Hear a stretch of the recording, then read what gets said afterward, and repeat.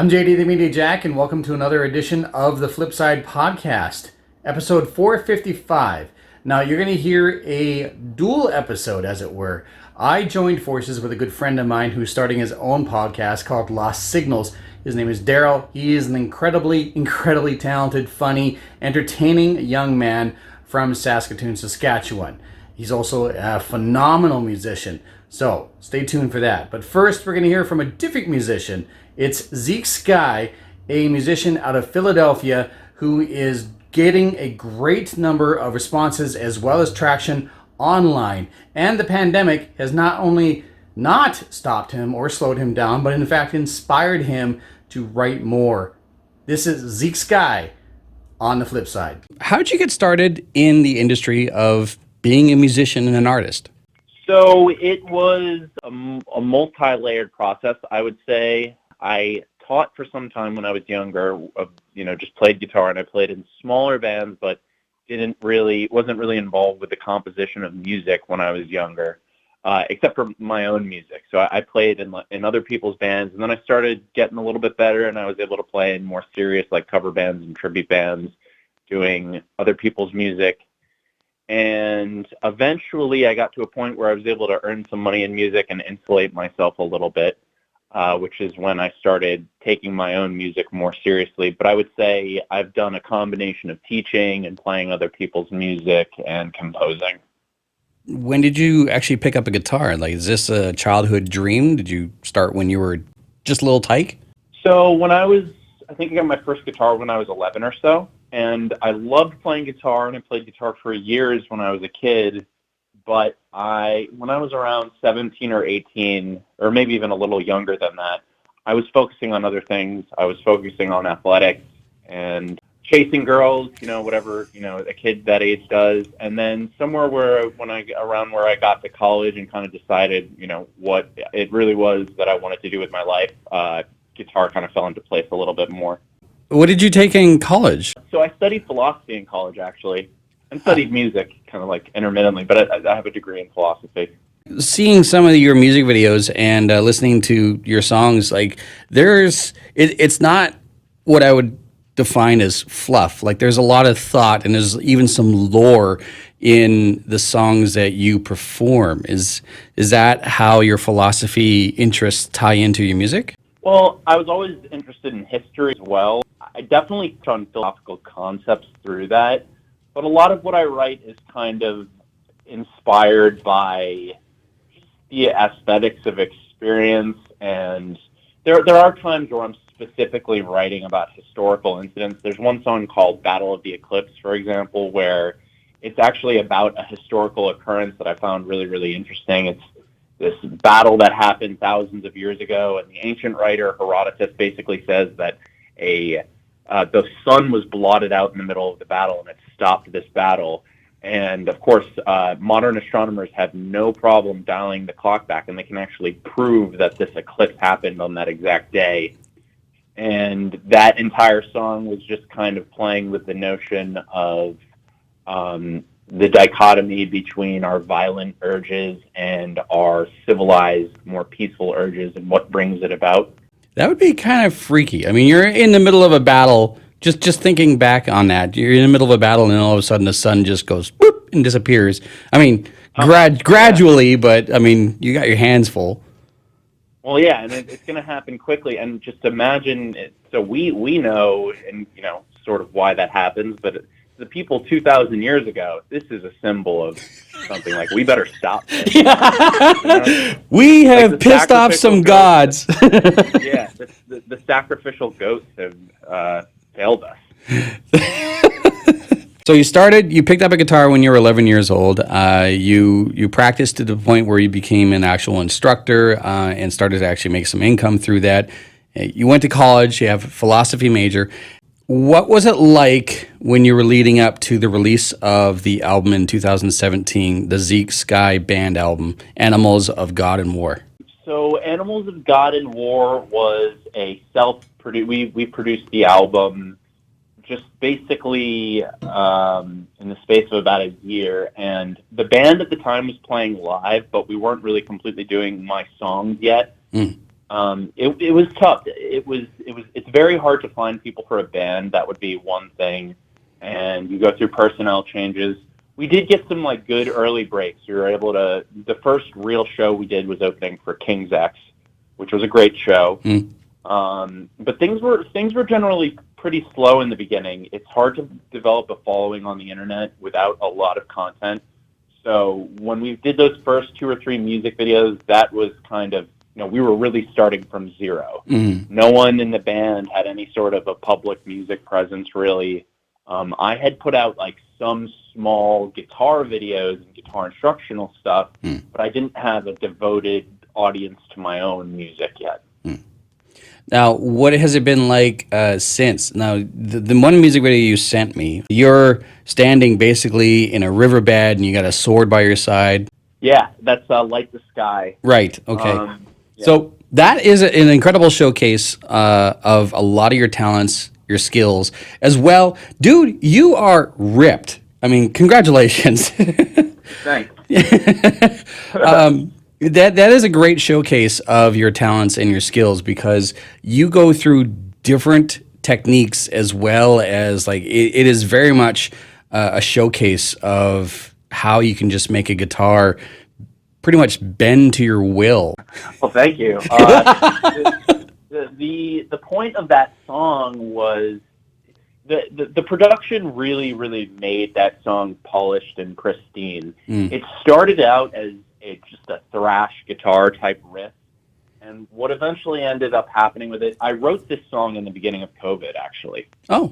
So this all came together in like the space of a couple of days where I was just in my room playing and practicing guitar, and one of the things I did is I just made sure that it was sort of different than things that I'd done in the past, but I made sure that all the guitar riffs got written exactly alongside the lyrics instead of writing all the guitar riffs and then coming back and writing the lyrics. And it turned out that there was a synergy between writing the two that turned out to be very beneficial.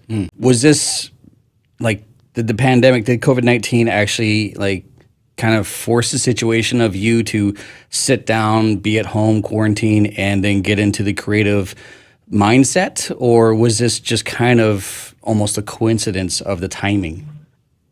Well, so I'd been working on a new record. I'm always writing music, and I'd been working on a new record, and it seemed like this song sort of stuck out as either being aesthetically different than other material on the record or as just kind of being able to stand alone.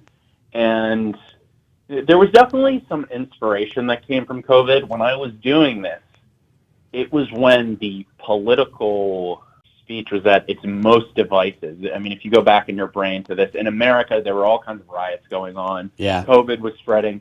The maliciousness was at this feverish peak. And what I noticed was there was part of it that was playing into it, but what I was really trying to tap into, the song is really about the decadence of civilization and how innocent people in civilization pay for the sins of the most perhaps corrupt and gluttonous among us.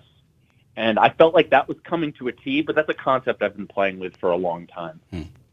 Has the pandemic, and since we're talking about it, and it's kind of rooted in here, has the pandemic affected you negatively, positively? I mean, I know a lot of people out there have just been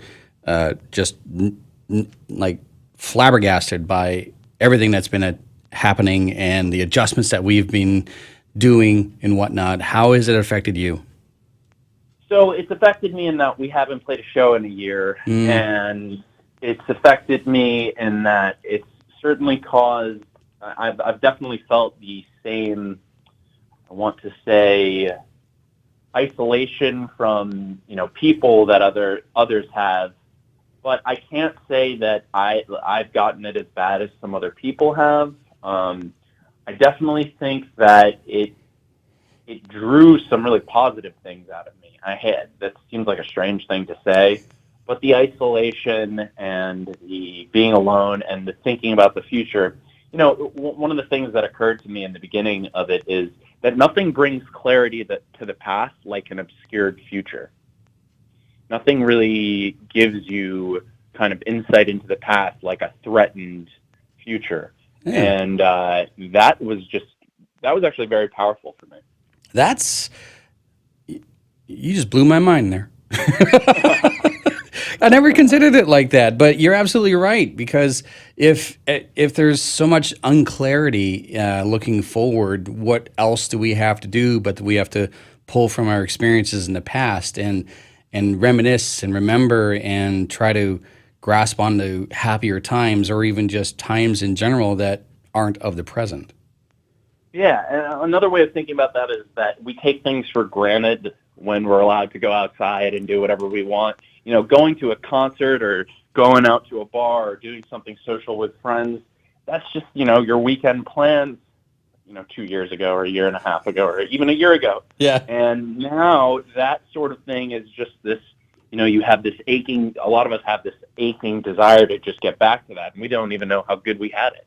Yeah. Actually, just a quick story on that. My girlfriend was complaining about, like not being able to go out to a coffee shop or even a club, go dancing or even a concert and whatnot.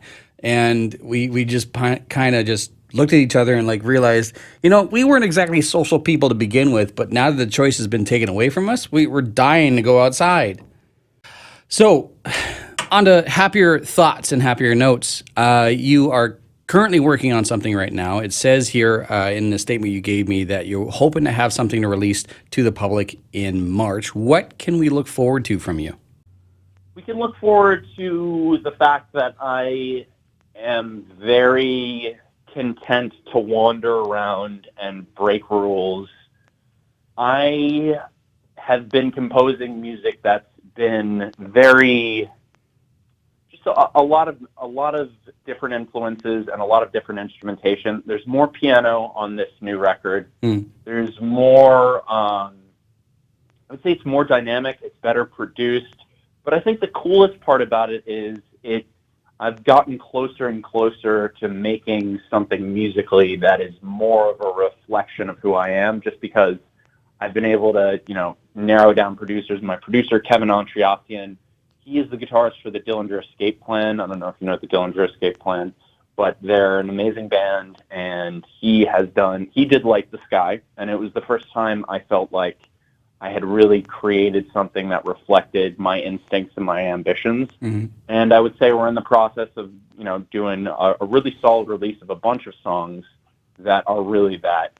And beyond that, I do think that it's possible that shows will be happening again this summer. It really depends on a lot of factors, but I think we're looking at a United States tour and hopefully a European tour in 2021. On that, what are your touring and performance goals for the future? Let's just say that the vaccine has hit. We now have herd immunity across North America and pretty much around the world. So everything is pretty much good to go. Not life as usual, but at least we can get back to some sort of semblance of normalcy that we have had in the past. So with that, pretty much the handcuffs are off. What are, in your head, what are the performance goals you hope to achieve? Well, I think the biggest performance goal is literally to just make a show and an experience that captures the attitude of the record, and that's actually a big goal. There's a lot of instrumentation. I want to make something where the music is something that people come out for, but that it's also engaging in other ways. And as far as geography goes, everyone knows that there's a very large metal presence, especially in Europe, especially in Eastern Europe, somewhat in Western Europe too. I'm very interested in that, and I'm definitely interested in taking them in. Like, I would say the country we're actually most popular in is Germany right now. But, I have a sneaking suspicion that a lot of the concentration of that audience has to do with the way artists advertise. I think that there's potential worldwide for really gritty and somewhat accessible metal music, so I'm not limiting myself. These are just the first places that come to mind because there's languages that I understand there, and that's probably the first place I'd take the band. What can someone expect to see when they attend a Zeke Sky performance? So there is definitely, it's not supposed to be an honest recreation of the record. I do a lot of improvising, and I do a lot of the compositions are actually different. I have compositions or intros to compositions that are just completely different from the way they're done in the record. You'd recognize the parts, but maybe the drums cut out or the drums come in earlier than you expected them to. But it's hard to really say. We don't have an extensive touring history whatsoever. The band is very young. We didn't even really play any real show until 2018. Right. So that's the interesting thing here. That's still being developed. Well, it kind of goes without saying, like, you're going to get something different from any sort of studio album when you go to a live performance, because you are actually there. If you're in the audience and you see a live band, I mean, unless it's specifically an album tour, you're going to get something that you're not going to experience by sitting at home or listening to something in your car. You're going to get a genuine experience. And so that's actually like something wonderful and encouraging to hear. You want to have something that is different and something that is memorable and something like I didn't realize that could be put together like that. When you've heard a great song over and over again and then you hear an awesome live alternative version of that great song. And that's my thought too, but I see like kind of a spectrum. I see on one end you have these very honest types of bands that really try to do every single sound from their record, and they try to make it seem like it is the exact same experience. Some bands are like that, and some of their fans get mad when it's not like that. Bob Dylan is actually guilty of that. Bob Dylan, like, I don't know if you've ever seen him live in person, but Bob Dylan has, over the past, I don't know, about decade or so, known to sit up on stage and perform, not interact with the audience, not interact with his fans, not take requests, just sit there, perform, and then bugger off. Yeah, I mean, I could see him being that type of performer. I've also heard he changes his lyrics live sometimes out of nowhere. Yeah.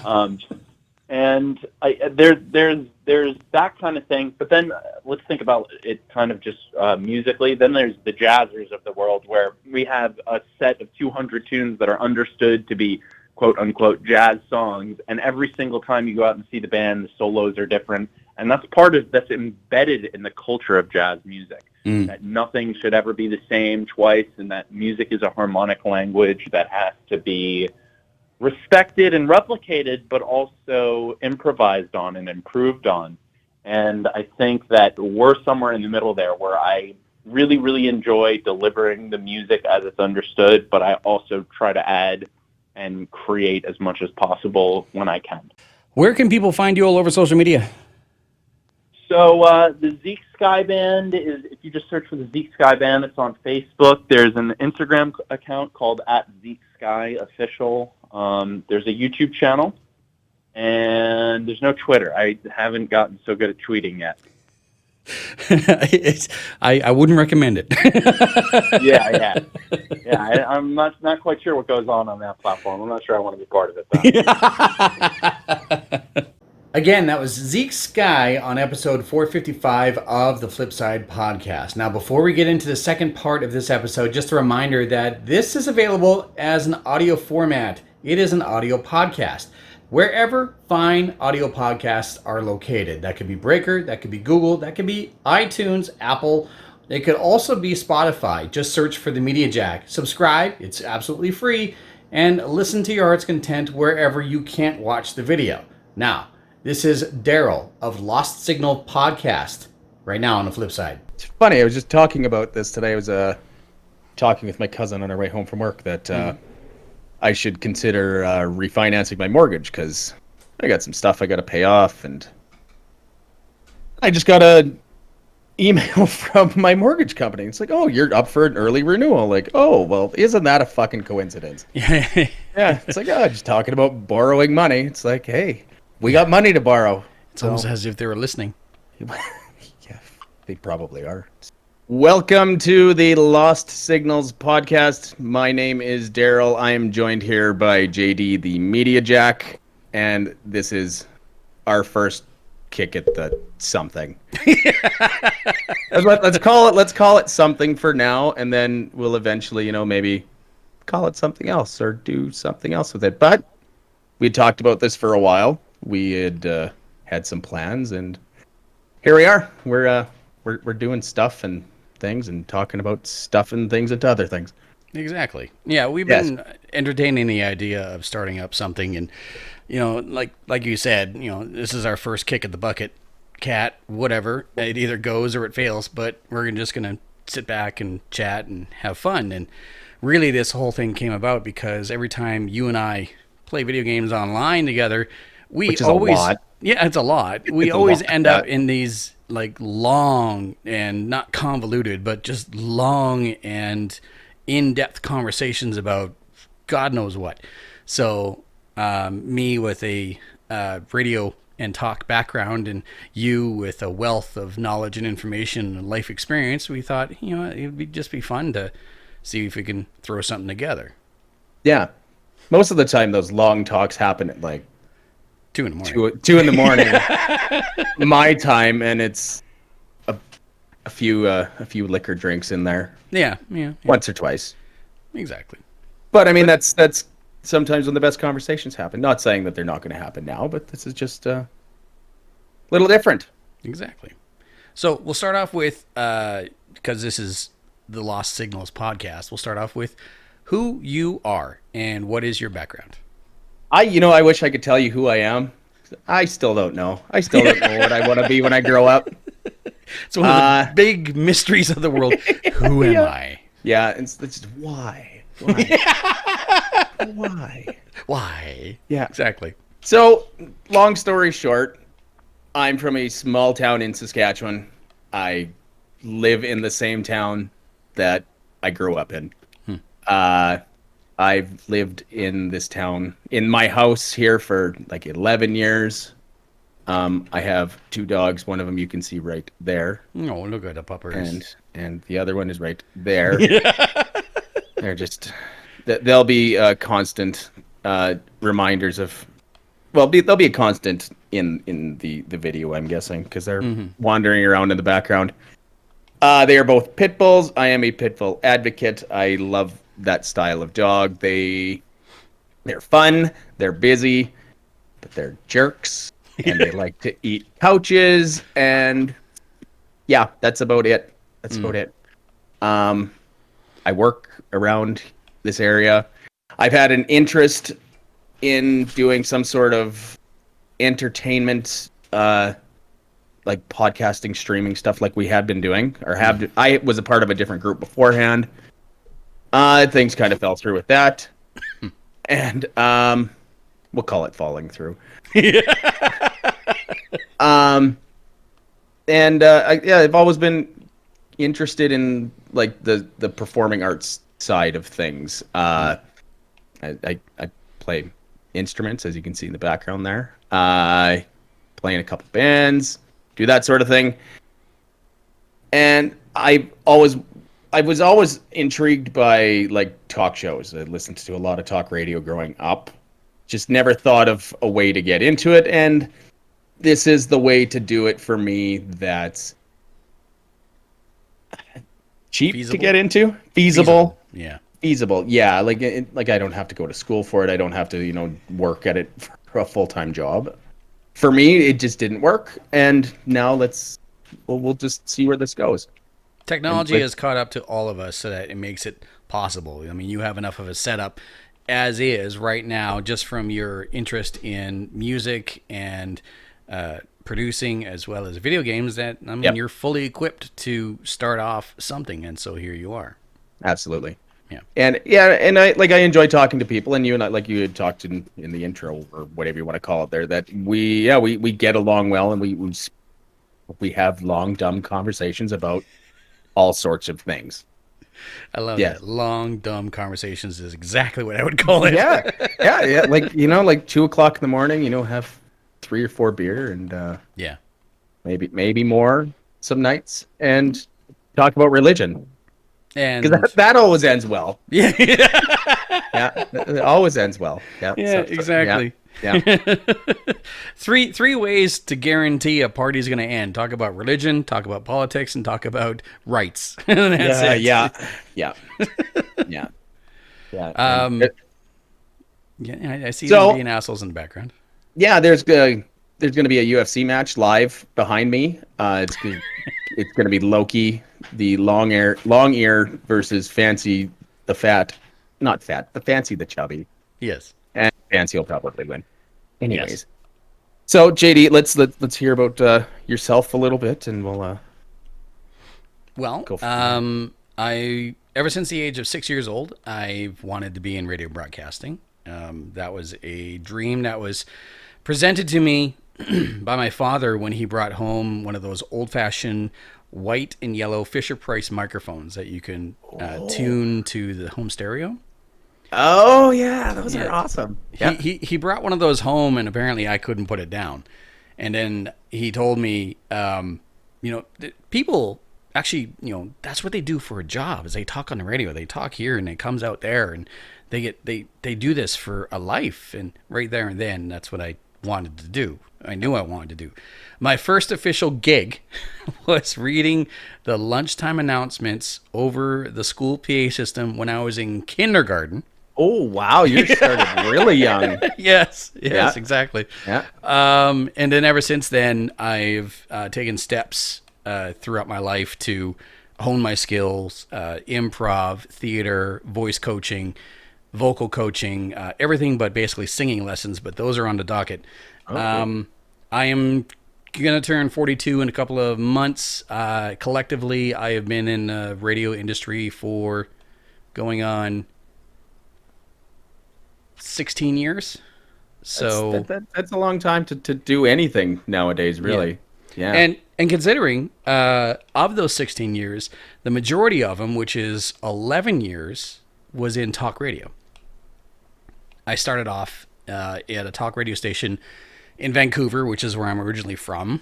And I moved from there to Prince George in 2004 and spent 9 years at a local radio station where I was a talk radio host for 9 years. So do you miss the specific talk radio aspect of your job? Because so I'm probably jumping ahead here because that's that's what I like doing. But you work as a radio DJ now. I do. I spin the records, as it were. Yes, yeah. The records. The records. The records, yeah. But I mean, like it's a big difference from talk radio. Like instead of like cutting your promos and doing your on air stuff. Yeah. To a complete talk radio show, like that's a big difference in my opinion. It is. It is a massive difference. To go from sitting down, having a conversation, laying out a show of topic, to making sure that you're... that's our list right there. That's it. There's another list. I have one running over here. Is. Yeah. So to go from that and being able to format and fill out a 2-hour period of just straight talk with occasional commercial, to go from that to hosting a 6 to 7 hour show where... 6 to 7 hours. Oh, yeah. No, that's my regular... Oh, yeah. Okay. I misunderstood you there. Sorry. Yeah. Yeah. Where I only can talk and be engaging and entertaining for a minute to minute and a half, a break 3 to 5 times an hour. Yeah, I mean, massive difference. But that's I love being in the radio industry, and so I was willing to take on the challenge. So, do I miss talk radio? Immensely. Talk radio and just talk shows, podcasts in general, gives an opportunity for a story to be told, for laughs to be had, for opinions to be thrown around. You can't do that in 1.5 minutes. So no, you can tell a story. It's just a really short story. Where a very short story. Yes. Yeah. Where like you said, like podcasting or that sort of thing. It's like especially if you're episodic, you can have themes And Yes. like in recurring themes, I guess is the best way to put it. Yeah. So what do you listen to for podcasts right now? Like what else are you listening to? Oh. So my go-to podcasts right now, I've actually been listening to a lot of audiobooks lately, but Good my call. Good go-to, call. yeah, my go-to Yeah. podcasts are S1gnals. Kevin Smith and Scott Mosier are hilarious, and at times are brilliant in their creativity. And have They been are also, doing it for forever. ever, Like they were like yes, the first podcast, I think. yeah, Like or definitely like one of the first anyways. yeah. I used to listen to Aisha Tyler and Girl on Top, but as much as much as I respect her and I see what she's trying to do, it grinds on me when I hear a lack of hosting professionalism. And I'm not saying that she's a bad person.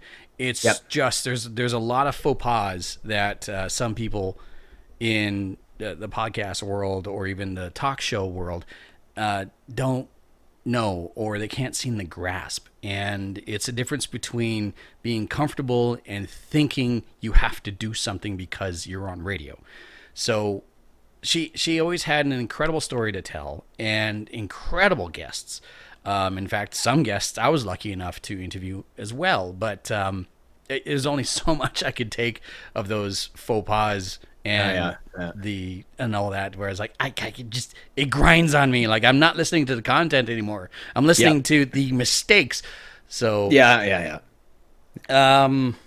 when it comes to like YouTubers and whatnot, Wade and Bob and Mark, known as Lord Minion, Micegrim, and Markiplier, when they do their 3Ps in a pod or Peens in a pod podcast, it's entertaining because those guys are professional entertainers.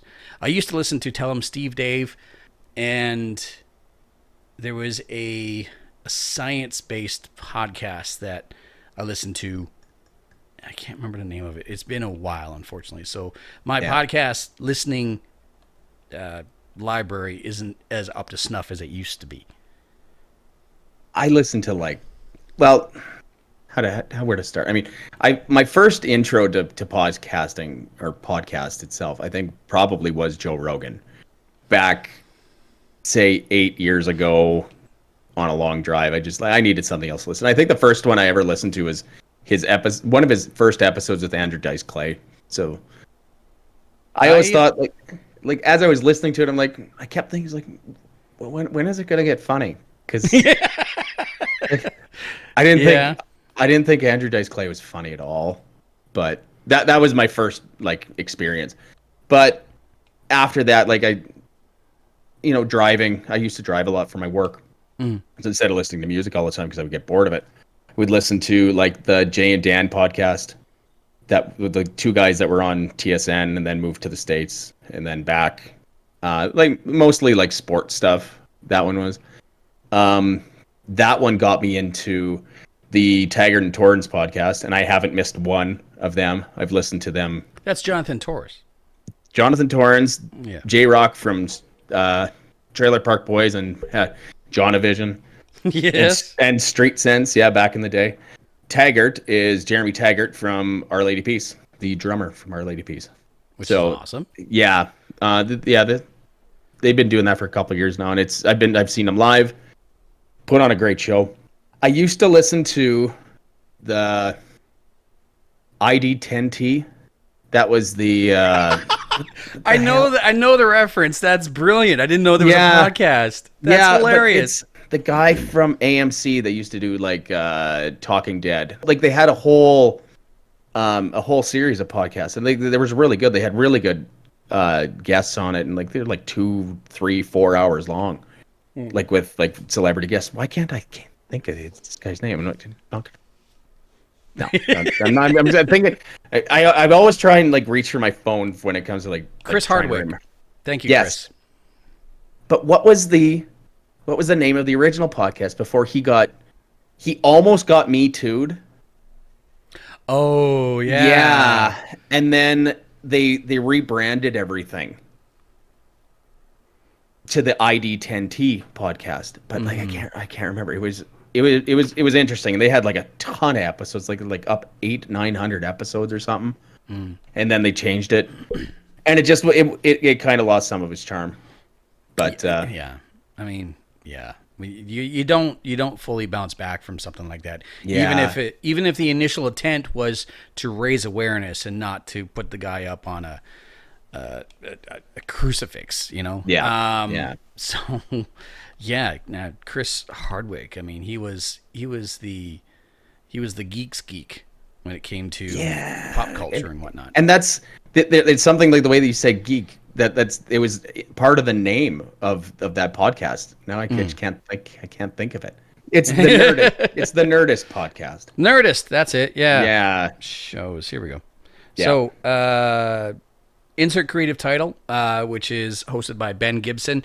He took it upon himself to interview some incredible creators, both in the cosplay world as well as the art world, and TikTok, because Ben Gibson actually has quite the strong following on TikTok. And Sexy Kebab podcast. It is unabridged and uncensored, hosted by Afrin, who is a former coworker of mine, and decided to take up a podcast. And she has a very, how do I put this gently, abrupt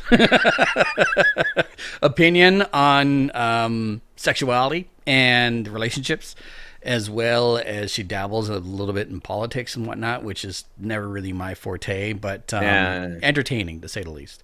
Yeah. So, and I always like to support, coworkers and friends and whatnot. So, absolutely. Yeah. But we kind of went off there already. Whatever. Yeah. It is what it is. That's just the way. Yeah. Yeah. So this is your first episode of Lost Signals. I am currently in the mid 400s of the TheMediajack podcast, also formerly known as the Flipside radio show. Yep. And when it comes down to it, like, I enjoy, like, you've always had an interest in starting something and creating this format to just, talk about things and just have a few laughs and get opinions and whatnot. I've enjoyed doing talk radio and podcast because it gives me the opportunity to talk to people not unlike yourself and to hear other people's stories. Like, I know my story. I know my journey through life. I know my upbringing and struggles and triumphs and all that stuff. But, everyone walks a different path. And unless it's weird for me, because unless someone is a professional in some way, shape, or form, be it they're known on TikTok, or they're a musician, or they're an artist, or an actor, whatever, there are times where I'll meet someone, just average Joe Blow, whatever, but they tell me this incredible story, and I'll beg them, like, please let me interview you. And like, who am I? Like, no, you have a story to tell. You just don't realize it because you lived through it. Yeah. So I think some people do get intimidated by, once you get that in front of your face. Yeah. Well, this is a giant intimidation factor. Yeah. I keep mine covered because, you got to practice safe pod. Exactly. You obviously don't. You're trying to get. I'm a seasoned professional. I know when to pull out. That's fair. Yeah. Wow. So there's a first sexual innuendo. Yeah. Many more to come. Many more to come. Yes. How did we meet? We met through gaming. Yes. Through the old group, Bitter Old Goons Gaming. I was a part of. I was a founding member. And then I believe you were watching one of Mike's streams at one point. He was rebuilding an arcade cabinet. Yes. Do you remember which arcade cabinet he was building? Not a clue. It might have been Golden Tee. If it was the Golden Tee one, that was mine. Oh. I owned that Golden Tee machine. Yeah. That was that sat in my living room. I played it about 6 times. I paid like a good chunk of cash for it. Played it 6 or 8 times, loved it, got really good at it because I got really good at it back in the bar days. Figured, I need this in my house. So I don't live in a very big house, and it's like, I need this. Yeah, and then I sold it. I had to. I had to. There's no reason for me to keep it. So, but sorry. Just to acknowledge the fact that yes, chat is active, and Chris, we do see you. It was just we are just in the middle of introductions here. So yeah, I mean, I really do appreciate you being there and adding your input and sticking around. We will get to that. I actually can't see my chat. Oh, I'm trying to look at my phone, and it's just. Yeah, it's just being dumb. I see it, so. Okay. Oh, yeah, now everybody's gone. There we go. Well, I was going to bring up I was going to bring up another window, and then I was going to put on my third monitor, but it's not hooked up. It's all sorts of 6s and 7s right now. Yes. Anyways. So through that, I actually, I wanted to interview Mike because he was figurehead, I guess. Representative for the gaming group that you were a part of. And then as years went on, I became friends with everyone in that gamer group, formerly known as Bitter Old Goons Gaming. And I became an honorary member. Yeah, you did. Yep. Just in time for it to all fold. Yeah. And like I don't even know what happened. Like I was the first to leave, and it was I was on my way home from a nearby city from me, and I got like we had a group chat, and like the one night I got like 200 messages overnight, and like I went through them, and there was just about nothing, and nobody like there's a lot of talk about doing a lot of stuff, and it didn't happen, which. It is what it is, like you get a group of people together and you try and plan stuff out and do stuff, and it just sometimes just doesn't work. So like I got it in my head that I'm done. So I typed something up and I left, and I left all of the social media pages. I ran some of them. I paid for the website that's still up, and I don't care that it's still up. And then it was time for me to go, and then I took a long break away from streaming and stuff, and then then this opportunity showed its head. Well, and actually I got better internet, so that helped. I don't regret being a part of Bitter Old Goons Gaming. I mean, I've met a lot of good people like yourself and Chris and like and all these people. If I would go back, there's stuff I would do differently. But I wouldn't go back. Yeah. You know what I mean? So, I think I'm in a better place on my own, doing my own thing, my own control over the content and everything. Yeah. So with that, I mean, when you left, like no one blames you at all. And in fact, it was, I think, the realization that if the group was to move forward or evolve, there had to be some work done. Yes, and 100%.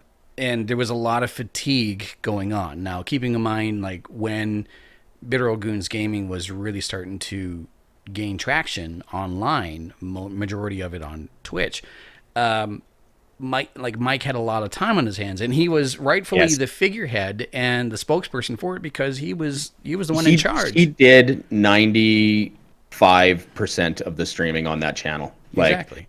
I did some stuff here and there when I could with the low grade internet that I had, but he was like, and Johnny Rockets did a bunch, R-Star did a bunch, like and Jeff and these guys did do a bunch, but like the amount of hours that Mike put in was phenomenal. Yeah, like it was like doing 24-hour streams and stuff, like, and it's just yeah. So it got to the point where you and Mike and everyone basically became burnt out, and rightfully so. I mean, like, streamer, content creator burnout is a real thing, and so especially when you're trying to juggle, personal life and trying to stream, and like you have stuff going on at home, say, whatever. Yeah. But like to just try and do 17 things at once and be entertaining, and you obviously know about that. Yeah, So, yeah. it can get tiring. Yeah. So it was unfortunate, and like I will never take it for granted, like being offered the position to just be like help us and be a part of it and be a part of the community and all that stuff, which is still great. But it was very clear that unfortunately, like the whole thing, like the steam engine just ran out of steam, and like everyone is now gone their separate ways. Like there's still a community, there's still a group. The Bitter Old Goons Gaming still does exist as a community that was created. It's just as the actual brand, unfortunately, it's stagnant. Stagnant is a good word for it. Yeah. Like I was going to say dead. I mean, because I think actually the last person that streamed on that channel was you. Yeah, and I'm well aware. Yeah, and I think that was like a year ago. So suffice to say, I mean, like we had a good run, and some really good things came out of it, some good friendships and stuff, and it was a learning environment. So. And that is the one thing that you can take from the entire situation. Like if it wasn't for that, like you and I would not be friends, and I would not. If I ever found my way into Saskatoon again, like I know I would never be hard up for a place to hang out, a couch to surf on, a cup of coffee or something like that, right? And the same if you guys made your way out here. So when that happened, I mean, it was heartbreaking, but at the same time, like understandable. And as far as I know, like there's never been any hard feelings. Like there was a lot of tension and whatnot that happened when everything folded. But at the same time, I mean, we're all still friends. We're all still like we communicate. We just still have a great time together. And yes, it was very much a learning experience and something very unique and also very Canadian. So. 100%. Yeah. So like there's still a blog chat that I am a part of. It's just we started another one after things kind of fell through, just to like talk about whatever, and nothing ever bad was said in it. But like we were talking the other day, it's like when we're able to, we're gonna do another barbecue and just hang out like the old days with none of the channel pressures and nobody else put those pressures on us besides ourselves, like, and it was all internal squabbles that were going on, that it's just, we're better off as friends, not working partners. If that makes sense. Yeah, no. And it's reminiscent, like the best comparison I can relate it to is high school. And the reason is because it is a giant pressure cooker. And when you put things under pressure, cracks form. Yeah. And, once you relieve that pressure, you go, what were we fighting about? I don't understand. Yeah. We were having a good time. So, when you're living in the middle of it, sometimes it gets, I know, I do get what you're saying, but for a while there, there was a lot of bullshit. This is true. Just straight up bullshit, but now it's fine, and like I said, we're better off not being that conglomerate and advertising ourselves as that. I know Mike still streams. Yes, I don't know if Ryan does. In fact, at this very moment, he is streaming right now. All right. Yes, I don't think he follows me on Twitch, so. But that was a cough. I saw that. Yeah, I have a mute button right there. That's fair. Yeah, that's fair. I know, like Johnny actually is the one that did my logo up for me. Which looks awesome. Yeah, it does. I'm gonna get out and do some other stuff for me. But it is what it is. Yeah. So like Bog to me is dead. And if anybody wanted, like from the group that wanted to stream on that channel, go ahead. I don't know if you'd get any traction anymore. But I might just to freak people out. I might log in and just I don't know, stream some Dream Daddy or Hoonie Pop or something weird. Yeah, shower with your dad simulator.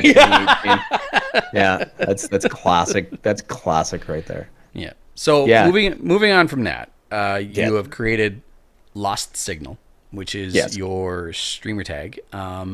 Also, you are in a couple of bands. Yes. And one of them was Age of Autonomy. Yes. Yeah. That one is dead too, I think. And again, like it's another victim of the pandemic. It is. It also a learning experience. Yeah. 100% victim, because like we went from like we were under the impression, you know, like we're going to be able to go and play a bunch of shows. Yes. So folks, like I play bass in like a couple, like one band specifically, and then, you know, I'll fill in here and there, you know, jam with whoever. I'm not really picky. Age of Autonomy was supposed to be the group that would have made it someplace. And there was a lot of polish. There was a lot of polish in the group. Yeah, like the plan was like we were gonna play like we wanted to play bigger shows. Like we had an EP. I didn't play on that EP that was released. I was hired, and that's the way that the guy called it, is that we were gonna be for the EP part of it, like we were gonna just go and play the songs, you know, and try and shop ourselves around, you know, like playing shows and stuff, you know, and like we shot a video and whatever. Yeah. Then the pandemic hit. We had practiced a couple times after, you know, like not breaking any rules or anything. I mean, like we practiced a few times and everything was fine. And then, you know, I lost my job. The other guy lost his job. So there's no money to pay for our jam space. And then there's no money to do any like website stuff. There's no money to do another video. There's no money to do anything. So it just died. And I haven't talked to the guys I talked to the drummer and the guitarist a little bit here and there, but the singer, we'll call him the headpiece. Yes. Haven't spoke to him. Just, I think he deleted everything, like all social media. I think he's just gone. Yeah. I mean, the pandemic, like it did more than just affect professional. It affected a lot of things upstairs, right? Absolutely. Yeah. And so like actions like that and decisions like that, I mean, it's not expected, but at the same time, it's not surprising. Absolutely. Yeah. Like you, when you put all this effort, like not specifically me, like, I mean, I learned the songs and I practiced, but I could see like putting that sort of pressure on yourself to try and go out and essentially make money off of it when everything's taken away from you. Yeah. Right. Yeah. It definitely puts a huge damper on things. It sucks. I mean, because I like the music. Maybe after the pandemic, there could be a future. Maybe, but I kind of doubt it. Yeah. Like that project specifically. Yeah. But my new project, actually, we don't have a name. We're planning on playing covers for now. You know, what our plan is to be able to go out and play like a street dance or at a bar when everything's open. But we're trying to be ready for when everything's open. Yeah. Because it's really all you can do. Yeah, and people are sick of, you know, sitting at home, but I totally get the restrictions and everything. Yep. But I'm ready for that day when they're gone, because I'm sick of not being able to go out to a bar and, you know, hanging out with a buddy. Yeah. I haven't stepped foot in a grocery store in going on 9 months. Fortunately, like online shopping and delivery and instant pickup is a thing.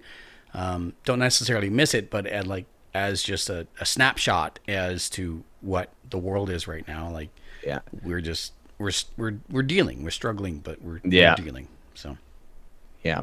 Anyways, enough depressing pandemic talk, because it just gets old. You know, because like at my job, you know, every day we get a COVID update in the morning. Yeah. You know, yeah. It's preach to the choir there. Yeah, it's like, oh, especially you, and like, and we get asked every morning. It's like, how are you feeling today? You feeling sick today? Are you good to go? It's like, if I wasn't, I wouldn't be here. Yeah. Believe me. It's like, now I have a clear excuse to be like, no, I feel sick. I'm not coming in. And people go, stay home. Yeah, exactly. But the problem is now, like my work, it's like as soon as you feel sick, it's like doesn't matter. You're going for a test. Yeah. It's like well, yeah, yeah, you're going. I don't like that part. But Then they when it reach back there and to tickle your brain and go, Oh. do you know French still? yeah, it's like it felt like it was in the back of my eye. Oh, it was disgusting. It's like yeah. No thanks. No, Thanks. thank you. Yeah. Well, let's talk about something a little bit better, something a little more lighthearted, something transitioning to something that you and I both have a vested interest in, is music. Absolutely. Yes. Yes. Now, you wanted to bring up the topic of like what music are you listening to these days? And I will be the first to admit when I'm late to the party. I found a Swedish band that I have utterly fell in love with, so much that is it ABBA? it's not ABBA.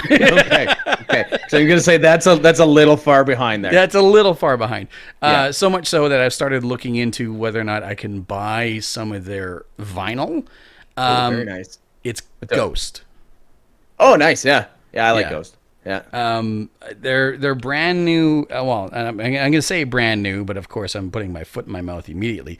Their most recent album, which was released back in 2018, I downloaded it as soon as I heard Dance Macabre, and Yeah. I downloaded the album, the whole deal, and I put it on a song list in my phone, and I listened to it from start to finish, and just freaking fell in love with it. Like, there's not many albums out there for me that I can listen to from start to finish. And this is the first one in, dare I say, a decade where every track just, not only did it flow well into the next song and it told a story overall throughout the entire album, but it's just rocking. And Ghost, I'm trying to figure out what they're about because I don't think they know what they're about. I don't. Because I've seen videos of them and it's just like, what the? Like, what are you doing? But, I get it. Are they serious? Are they metal? Are they are they? Do they know they're farcical? Is this an inside joke? Because their album art is stunning, eye-catching, and their onstage presence is incredible. But there's one song on this album. I'm going to see if I can figure out which one it is. It is a complete instrumental, and towards the end of the song, there is a moonlighting-esque saxophone solo in the middle of this, towards the end of the song, and it's just like it fits, but it's weird. It's weird. Yeah, it's super weird. Yeah. I haven't listened to a bunch of Ghost, but like the stuff that I have, I like it, but it's different. I'm trying to think and remember if I saw them or not. Oh, because now I gotta look. So I instantly fell in love with them with I apologize if I'm getting it wrong. Oh, but, no. Dance Macabre, and then off the same album, Rats, and then a different album was Square Hammer, and I just started going through other singles of theirs and just like, where has this band been all my fucking life? It's just they're awesome, and they're just enough tongue-in-cheek and just enough metal to like find that very peculiar balance. It's like if Weird Al Yankovic went on tour with Metallica, they can make it work. I would watch. I would see Metallica anyways, but Weird Al with them, that'd be amazing. That would be that'd be stunning. Yes. So I did not see them. I thought they opened for Slayer when I saw them in Vancouver in 2018, but they did not. I can't remember who was at that show. Anthrax was at that show. Oh, that's quite the lineup. Well, that's two of the big four. And Lamb of God. It was a weird show. I mean, I went to see Slayer. That's it. I mean, like I've been a Slayer fan since I was like 14, 12. And so. So there's... go ahead. Sorry. No. I was gonna go into what I was listening to, kind of, but no, you go ahead. You have a thought out point more than me rambling. So, streaming services be damned. There are plenty of options out there. I realize that on my phone, I have basically 3 different streaming services. I used to have Google Music, but they transferred over to YouTube Music, which is fucking frustrating because you can't buy music anymore. It's like you can sign up for the streaming services, or you can have this endless playlist that has commercials every second fucking song. Yeah, it's terrible. It's terrible. And then I downloaded Spotify, which is no different, but I realized that I have Spotify Premium, and that is much different. Okay, so you have Spotify Premium.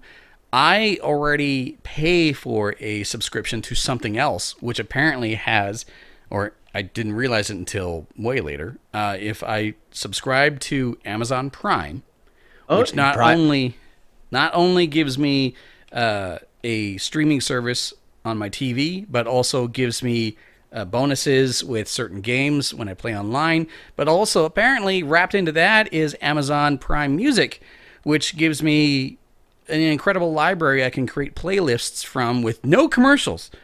Yep. So that's like, I downloaded that as soon as I freaking clued in and went like, oh geez, I could just do this now. So what's the library like though?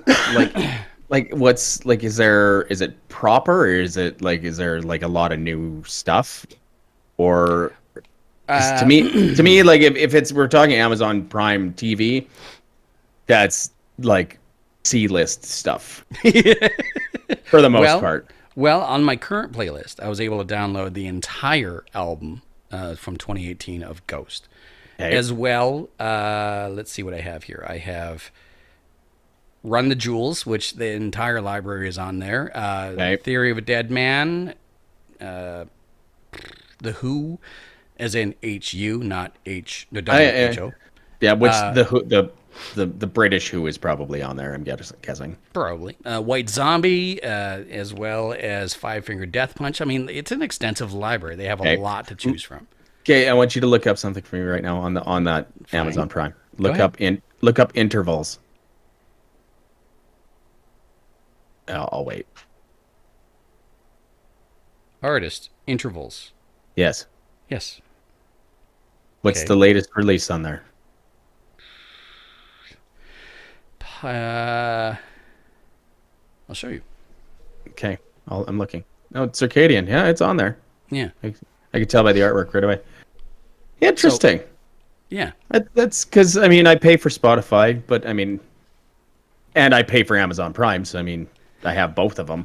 But yeah, no, I didn't think. I suppose that's the way that people release music now. Like the way that they release music now is they just release it everywhere and just hope something hits. See, I still have all my CDs. I have boxes and boxes of CDs in my storage. And it's funny because my car doesn't have a CD player. My computer doesn't even have a CD drive. Yep. But I have all that entertainment there. Like, Christ, the only thing close to a CD player that I have is my PlayStation 4. Yeah. So I have that, and I've never been afraid to support an artist by buying something physical. Like I have albums, like vinyl albums from bands that have visited Prince George. Yeah. That's awesome. Like I have, like, I won't show you because it's a mess over there. Not a mess, but it's just not ready for. I have a small collection. Like I think I'm up to 60 vinyl records right now. Just like, and some like pretty rare and expensive stuff now. You were saying that before. Yeah, it's an addiction. It's a like hobby. It's like crack because it's like so that new intervals like that I showed you. My buddy Tyler that you know pretty well now. Yes.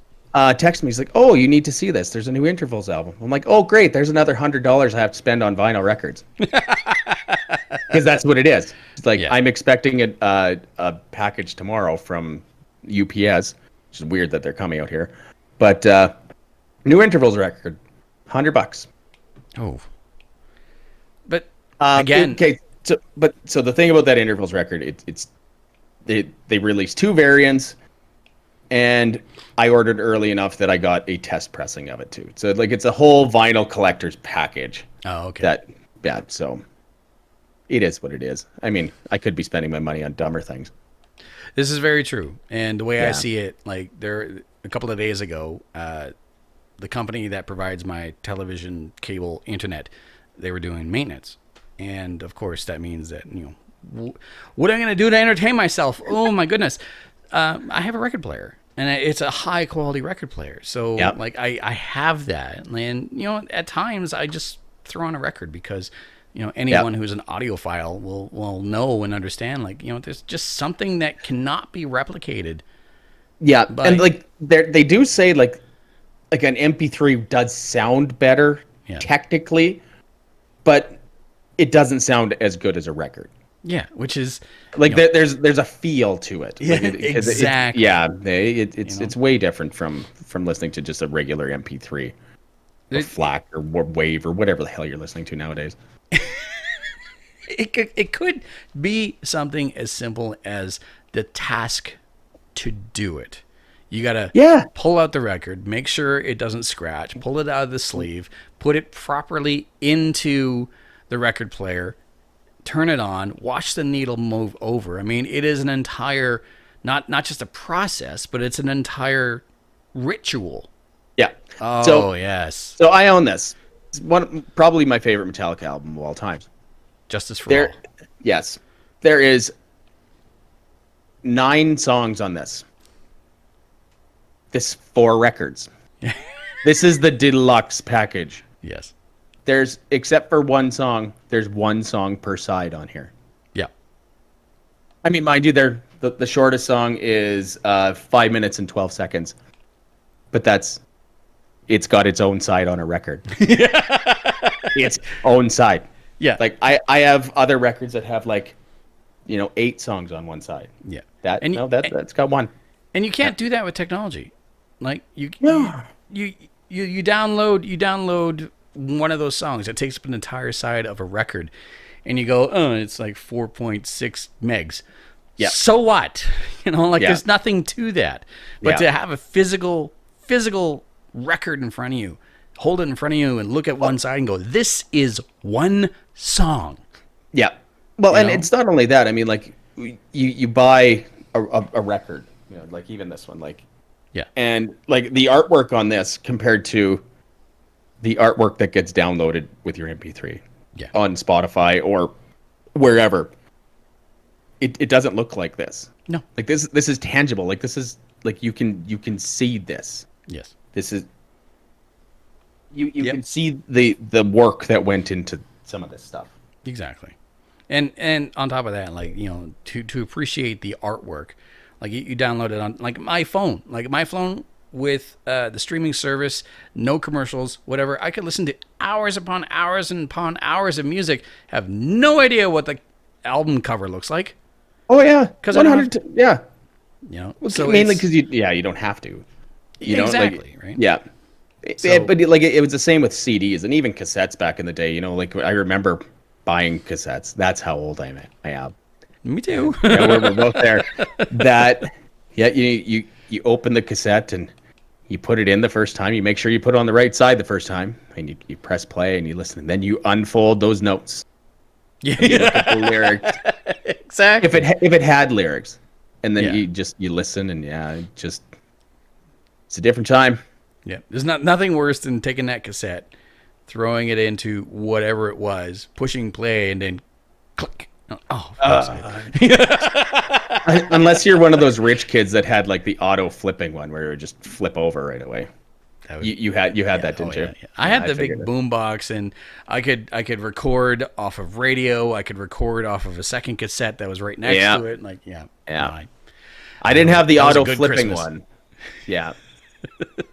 But I had the dual decks. I actually had a dual deck with a 6 CD changer. Oh, figure that out. Yeah, that was expensive back in the day. Rotates on the top, or no, it was a drawer style, like what you had in a car back in the day. So yeah, But yeah, They then load it CDs in like a clip and then throw it. yeah, yeah. But like every once in a while, like a disc would get missed and it would like be stuck inside, so you have to Yeah. pull it. It's just, kids, just don't buy CDs unless you're buying like a single disc player. Then that makes more sense compared to what us old people are talking about. See, I again, back to my original point, like I've never had an issue. In fact, it's to this day, I want to buy the most recent, be it 2018 album from Ghost. Yeah. You know, if I buy it digital, then cool. If I buy it physical and they give me a code to download the digital, even better. Yep. Right? Like I want to have that. I don't want a streaming service. I don't like the fact that Google Play or Google Music or whatever, YouTube, whatever the hell it is. yeah, now. it changed to YouTube Music, and like I like it still categorizes and it still lists the songs that I bought off of that former online service, but it doesn't give me the option to add more to my library. Now I have to, like, you're shooting. I like you're shooting yourself in the foot here. Like, how much money are you actually making now, as opposed to getting revenue from people buying music, right? Is it really optimal? Well, the artists definitely aren't making any money. Yeah. Google is, but I mean, the artists are not. So, and again, that it furthers my point. Like, I would prefer to own something. I would prefer to purchase something. Yeah. So, like, that's what, like, a couple of my favorite bands, like Intervals, I own all of them except one. But it's a variant, so I don't have to worry about it.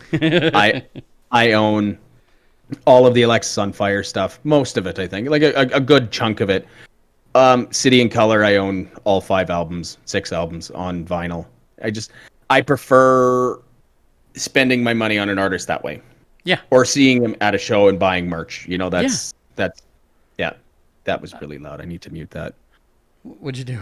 That was my it was a notification from WhatsApp. It's like, oh yeah, you're right, dum. You should technology. Mute your shit. Just don't. Oh yeah, at least I can't see it. Not that it matters. We're pushing an hour here, which is awesome. I'm not complaining. Yeah, actually, I keep thinking, it's like, when are we actually going to get into the podcast and start talking about stuff? I think we just did. I know, right? And you know what? I can't think of a better way to just start off Lost Signals podcast anyway, right? Yeah, like, it's just kind of just dumb riffing about stuff like we always talk about. Not dumb. It's not dumb. It's just, you know what I mean? Like, our typical banter. Yeah, exactly. Yeah. So maybe we'll lead into this question here. I have never. I've been to concerts. I've been to performances, theater, where like the halftime, the midway point, whatever, was a performance by a band.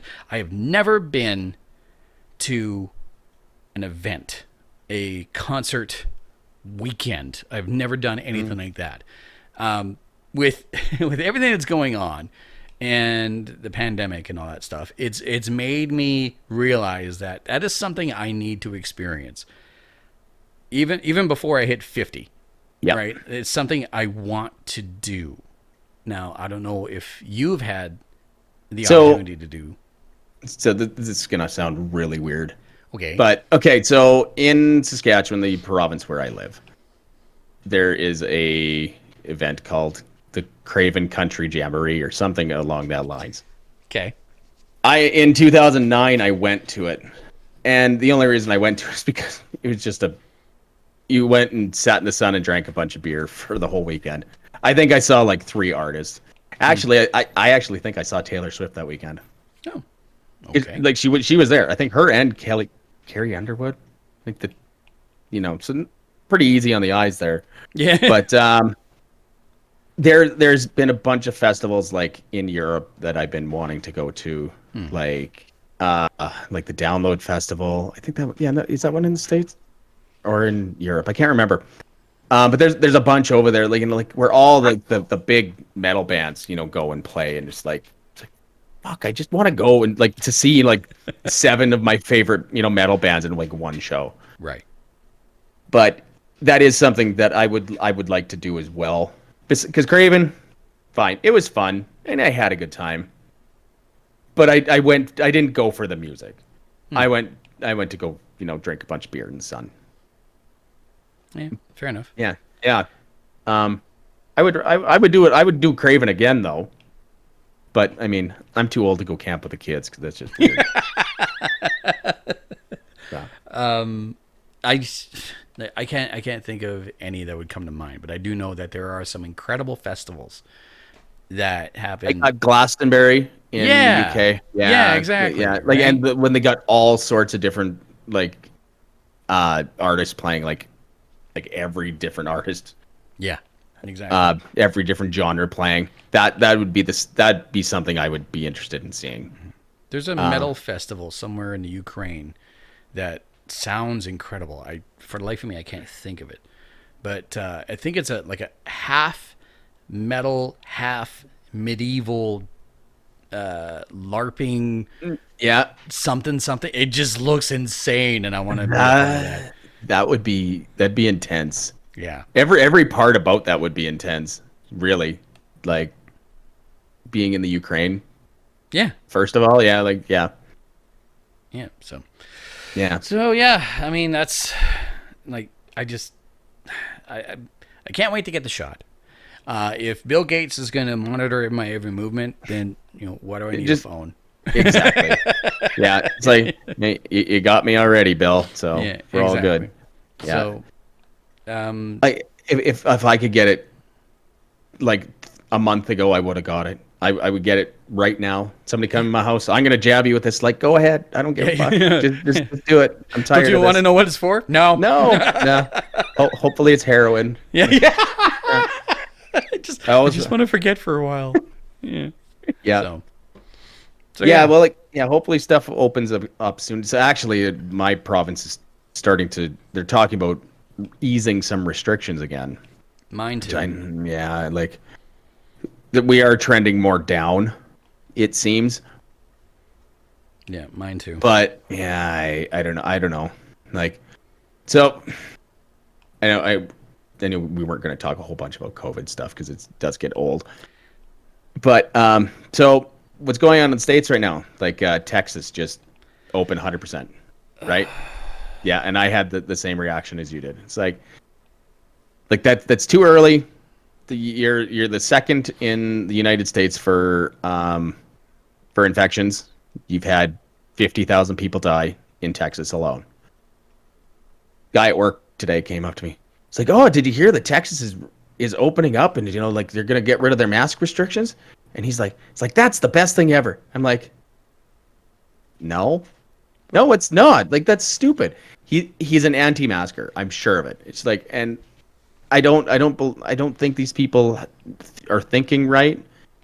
It's like they're reading something off of Facebook that somebody said, oh, this can't be real, like, and it's not going to spread. Well, what good is a mask going to do? So am I going to believe that moron on Facebook, or am I going to believe somebody that spent their entire life studying viruses and how they're spread? Exactly. Like, I'm going to believe the doctors.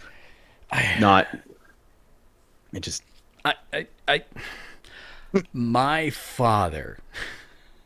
Now, anyone who knows me knows the relationship between myself and my family, not the greatest. There was clearly a black sheep in the family, and it's this guy right here. My father is an anti-masker and is not following any protocols or anything like that. And I know this through a brief conversation through text because that is how far our relationship has degraded over years. And I saw fucking retarded Wolverine Ted Cruz, which, correct me if I'm wrong, he was born in Calgary. Yep. And the guy has ambitions to run for the president of the United States, which I think he can't. Yeah, exactly. He can't. Anyway, absolute utter retard, and I use that term literally. Yeah, because his learning is retarded. Yeah. Yeah, it flowed. Yeah. His Yeah. entire state is without power and freezing to death, and he's like, "Oh no, daughters want to go to Cancun. I'm gonna go to Cancun." Yeah. It's your fucking job to serve the people, dipshit. So I'm not surprised at all that they went this route. And No. if No, it's anything, like- I feel bad for the one friend that I have in Texas who is already immune compromised, and her husband is also immune compromised, and they have been doing everything possible to stay healthy. And so that tells me that there are smart people in Texas. There are smart people in, what's the other state? Mississippi? I think Florida, actually. Well, I mean, okay. There Yeah, are less smart people in Florida.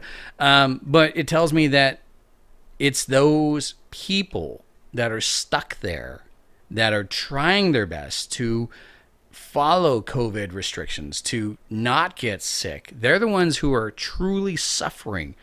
Yeah. Like it's easy to automatically look at and think of Texas and go, an entire state of stupid, but it's not. It's not. Right? It's the loud minority, you know, that's like, well, it's got to be the minority of people that are making the most noise, I would think. Not minorities. I'm saying like just like stupid people. Yeah, minority. Yeah. Yeah. I don't know. I'm glad I live where I live through this whole thing. Living in Saskatchewan, it's been pretty easy. Yeah. You know, like there's not a lot. It's not like the show. There's not a lot going on. Well, it's the same thing here. You know, like yeah. Things are worse in other cities in British Columbia, but where I am, we're fortunate. You're geographically separated from a large population. Very much. Where we are too, but I mean it's a little different here. Yeah. Yeah. So I went on a walk today. I live at the bottom of a mountain, and there is a road that goes behind my apartment building up to the university on top of the mountain, which I might point out. I pointed this out to a friend of mine who lives in Ohio. It's like, where I live, Prince George is a magical place. Like, what other comic book or cartoon series do you know where a place of higher learning is on top of a fucking mountain? Right? So that's literally what Prince George is. But anyway, I walk from my apartment at the bottom of the mountain up to the top of the mountain, and I walk back. And it's a great way to make the Fitbit happy. It's also exercise. So I did that today, and it took me about an hour and 15 minutes, and I brought a mask with me. Yeah. Now, it's cold outside, it's also windy, so I have a hat on, I have a jacket on, and I have my earbuds in, and I have a mask that I don't always wear, but if I'm walking towards someone, I'll put on the mask.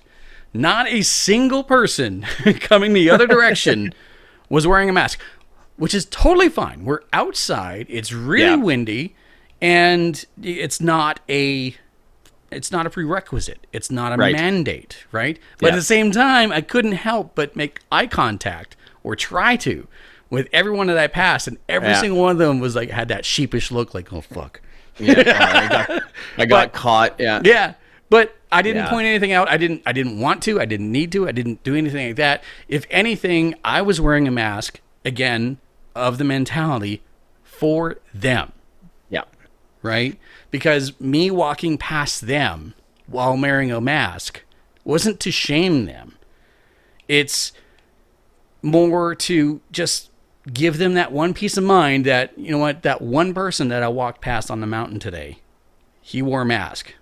I'm pretty sure I don't have to worry about him. Right? So the funny thing is, like, so I wear a mask religiously at work. I work in a place where there's a lot of people. Yeah. Like, and I it's not that I interact with a bunch of people, but I interact with enough.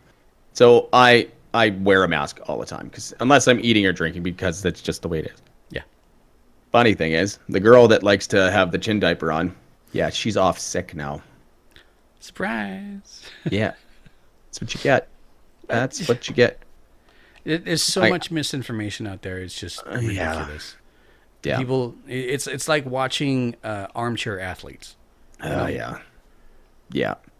Yeah, we all know what you would do if Oh, yeah. you were in that situation, looking from where you are seated, Yeah. and blah blah blah. Like, no, Yeah, yeah. I'm gonna listen to those who are actually professionals In the this game field. or profession. Yeah, yeah, yeah. Either way. So, Yeah. if anything, it just makes me want to get the shot more. It also makes me want to makes me want to not go to the United States more, and it also makes me just not interested in ever going to Florida or Texas, and it also makes me think, I wouldn't be against the idea of waffle stomping Ted Cruz's face into the pavement. I got a visitor. I see that. That's adorable. I love Oh, I look at love that. you. Yeah. Well, that's probably a good weird place to end it. Talking about waffle stomping Ted Cruz, and Yeah. I think these two are getting hungry because he's starting to gnaw on my finger because he's a Yeah. jerk. Yeah. But no, I think episode 1 is in the books, bud. What can people look forward to in future episodes? More of the dog, Oh, guaranteed. Because Yes. he's yeah. I think a little bit of talking about everything. I think that's the plan. It's just a little bit of not glossing over a lot of things, but then I'll just talking about a lot of things. Like a lot, because we do a lot of different things. We listen to a lot of different music. We watch different movies. we walk different lives. Yeah. So I think it'll just be like a conversation between two guys around the same age that are living different lives, right? Yeah. I mean, full disclosure, I turned 40 and it's the date today, the 3rd, like 22 days. So, And I turned 42 in 4 months. So yeah. 42. Yeah, I'll be 40. Something to also consider in the future. I mean, yes, the chat was active, and we appreciate the input. But at the same time, I mean, this was the first episode, so in future episodes, we'll be more interactive with the chat. Yep. Because input is great input. Yeah. I know. Was there people chatting on mine? I wasn't even watching. Well, no, it's because I have a different presentation loaded up for this. It was just, gotcha. Yeah. So, But anyways, no, that's a good place to end it. We'll see you next time. I'm going to hit the theme music and 3, 2, 1, bye.